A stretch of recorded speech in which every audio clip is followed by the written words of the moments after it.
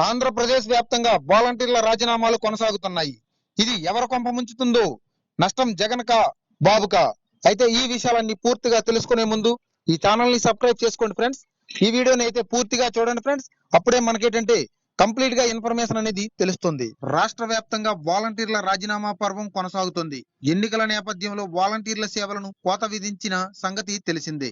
పింఛన్ల పంపిణీతో పాటు రేషన్ సరఫరాలో వాలంటీర్లు పాల్గొనవద్దని ఎలక్షన్ కమిషన్ స్పష్టమైన ఆదేశాలైతే జారీ చేసినట్లుగా తెలుస్తోంది.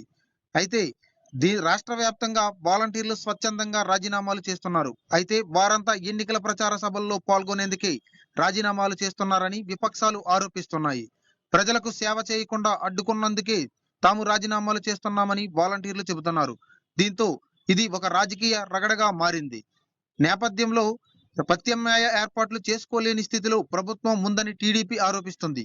ప్రభుత్వం వద్ద నగదు లేకపోవడం వల్లే పింఛన్లు ఇవ్వలేదని, దానిని మసిపూసి మారేడుకాయ చేసే విధంగా వ్యవహరిస్తున్నారని, ఇందులో తమ ప్రమేయం ఏమీ లేదని టీడీపీ నేతలు చెబుతున్నారు. రాష్ట్ర వ్యాప్తంగా 1505 గ్రామాల్లో సచివాలయాలు వార్డు ఉన్నాయని, ప్రతి సచివాలయం పరిధిలో 427 మంది లబ్ధిదారులు ఉన్నారని, 11 మంది సచివాలయ ఉద్యోగులు ఒక్కొక్కరు 38 మందికి గంట వ్యవధిలో పింఛన్లు ఇవ్వవచ్చని టీడీపీ సోషల్ మీడియా ట్రోల్ చేస్తోంది. ప్రభుత్వం దగ్గర డబ్బులు లేకపోవడం వల్లే లేనిపోని సమస్యలు వస్తున్నాయని తెలుస్తోంది. ప్రతి 50 కుటుంబాలకు వాలంటీర్లు పనిచేస్తున్నారు. సంక్షేమ పథకాలతో పాటు పౌర సేవలను పర్యవేక్షిస్తున్నారు. 50 కుటుంబాలతో సత్సంబంధాలు కలిగి ఉండడంతో వాలంటీర్ ద్వారా రాజకీయ లబ్ధి పొందాలని అధికార పార్టీ ప్రయత్నిస్తోంది. ఆ ప్రయత్నాలను తిప్పికొట్టే క్రమంలో విపక్షాలు పెద్ద ఎత్తున ఆరోపణలు చేస్తున్నాయి. ఎలక్షన్ కమిషన్ కు ఫిర్యాదులు చేస్తున్నాయి. దీంతో ఈసీ స్ట్రాంగ్ గా రియాక్ట్ అయ్యింది.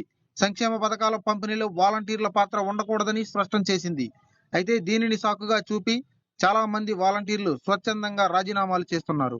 అయితే ఇదే సమయంలో వాలంటీర్ వ్యవస్థపై తమకు ఎటువంటి చెడు అభిప్రాయం లేదని, చేయాల్సిన అవసరం లేదని, వాలంటీర్ల సేవలు కొనసాగిస్తామని తెలుగుదేశం పార్టీ చెబుతుంది.